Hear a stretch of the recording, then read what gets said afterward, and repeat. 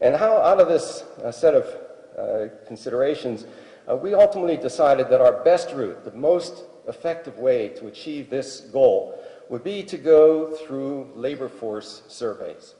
And I'll get to the reason for that in a second, but what this meant in practice was that we had to convince the International Labor Organization, which is the body that is charged with the responsibility of overseeing labor force surveys across the world.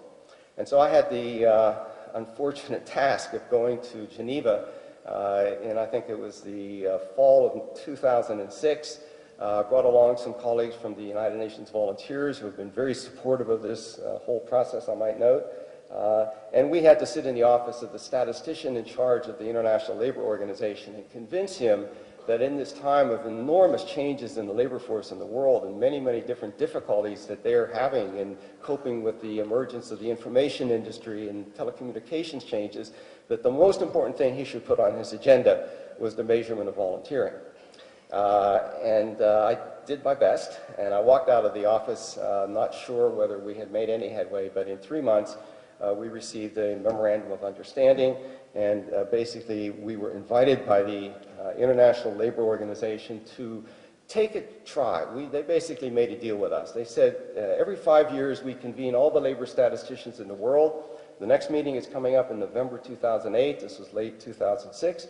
If you can produce a manual and come to our conference and convince the statistical community that this is worth doing, we will allow you to do it. And so we began a process to achieve that. Our process essentially had 3 key features to the approach that we brought to it. The first one was this decision to use labor force surveys. Those of you who have any familiarity with the statistical systems of the world will know that labor force surveys are the optimum vehicle to carry any kind of survey that you ever want to undertake. When every other survey is canceled because of budgetary reasons, countries will stick to the labor force survey. It is so critical to everything that they want to report on in their economic statistical system. Beyond that, it has huge sample sizes. Frequently, they're done every month. There's a rolling sample that's done every month. Highly professional, very significant technical capability, and very important for our work and our whole strategy, they have existing classification systems that have been unified across the world for categorizing types of work into occupations and industries into which the fields of work are organized. And so we didn't have to invent all this stuff. And as a separate advantage, they already collect a lot of demographic information that we would have to pay somebody to collect simply on volunteering. They ask questions about the education level, the occupation, the industry, the income, whether the person lives in a rural or urban area, and many other demographic characteristics. And so with about 3 minutes or 5 minutes of questions about volunteering, we can capture 30 or 40 minutes worth of questions about a whole slew of demographic information. And so this was the key. If we could get volunteers into the labor force survey system, we would have achieved an enormous breakthrough. And so we set about to produce 2 documents. One of them was a survey module that is a very short but very strategically designed instrument that we could convince the labor force statisticians to include in their labor force regular surveys. They're done in almost every country in the world at least once a year, although some countries don't do them that regularly. And then a manual that would explain to the labor statistics officials something about a world that they don't understand, the world of volunteering. And volunteering, as Stephen, I think, has demonstrated, has its own twists and turns and characteristics that differ a little bit from the labor force survey. The third thing we did, which absorbed an enormous amount of time, even though we were talking about maybe 10 words that we had to come to agreement about, was to work hard to come up with a definition of volunteering that we could live with globally. And I'm going to put up here very quickly the definition that we came to. We made a decision early on that we could not use the word volunteering for all the reasons that Stephen has indicated, that it has so many different meanings across the world that we simply couldn't rely on a common understanding. And so we came up with this somewhat awkward, but I think workable definition that has now been tried in a number of countries. We define volunteering as unpaid, non-compulsory work that is time that individuals give without pay to activities performed either through organizations or directly for others outside their own household. Let me just call your attention to 5 key concepts that are embodied in this definition. The first is the idea that volunteering is work. Now, volunteering takes place in leisure time. It is not paid, but it is work in the sense that it produces something of value to other people, which is ultimately the definition of what work is. I'm getting the time's up sign. I will try to close off. Secondly, it is unpaid. The work that is done, the time that's spent in volunteer work is unpaid work.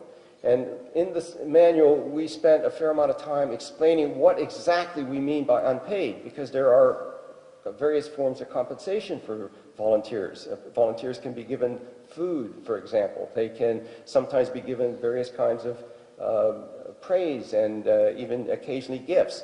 And so we had to differentiate and make clear when a recognition of volunteering becomes compensation.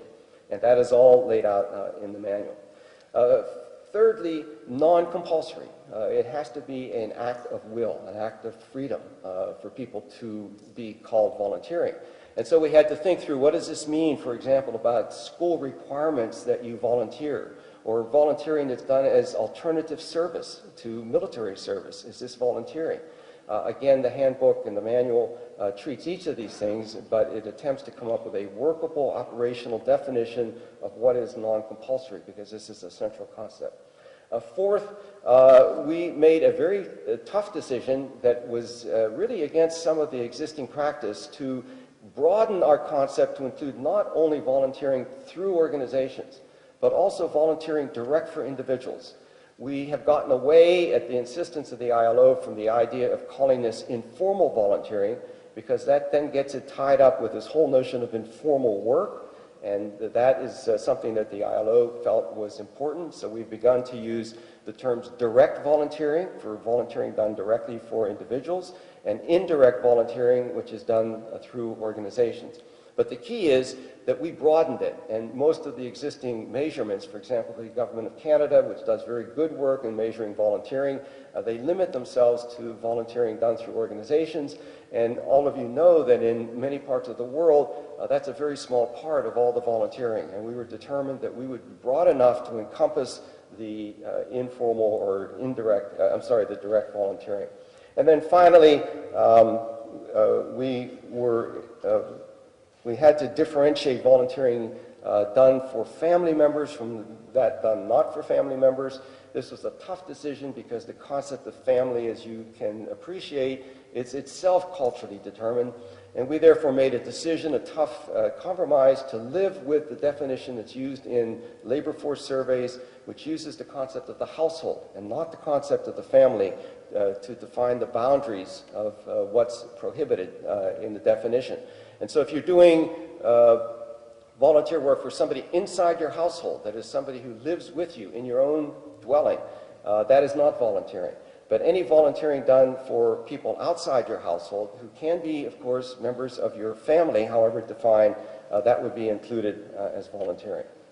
The variables that we're taking up are myriad. We're going to find out who volunteers. We're going to find out how much, how many hours, something that is often omitted in other surveys. They ask how many people, they compute volunteer rates, but we don't know how many hours. And as a consequence, you can't translate it into an economic value. This one asks how many hours. It then asks, what job did the volunteer do? And this is extremely crucial because the job can then be translated into an occupation, and statistical agencies have average wages for every occupation in these large classification systems. And so we can very quickly translate from the occupation of the volunteer to the wage rate. And once we have the wage rate and the hours, we can very quickly calculate the economic impact of that volunteering.